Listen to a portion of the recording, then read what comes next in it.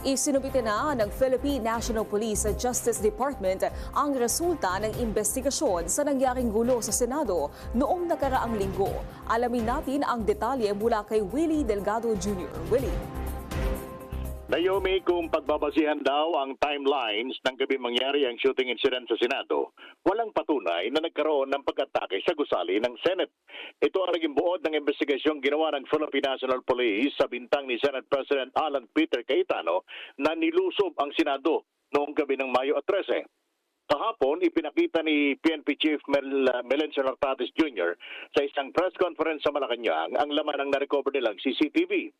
Sabi ni DILG Secretary John Vic Remulla, nakitang-kita sa CCTV na si Aplasca ang una nagpaputok ng baril sa isang tauhan ng NBI na nasa GSIS building.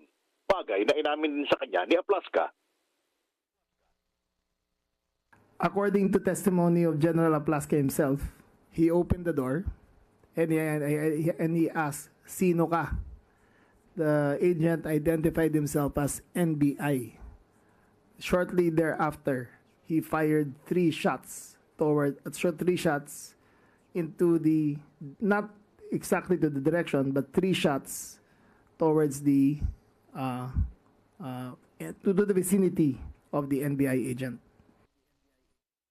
Marami din anyang tetestigong makapagsasabi na parang lulusob sa gera ang grupo ni Aplasca nang matunugan na merong NBI sa paligid ng Senado.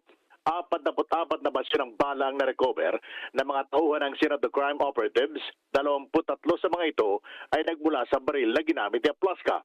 Pinasusurrender na rin ng PNP kay Aplasca ang baril pero tumatanggi pa rin ito. Hawak na ngayon ng DOJ ang libro ng kabuuang report ng PNP habang isinasailalim na rin sa pag-aaral ng mga prosecution panel ng DOJ ang report na isinumite naman sa kanila ng NBI. Naomi. Maraming salamat, Willie Delgado Jr.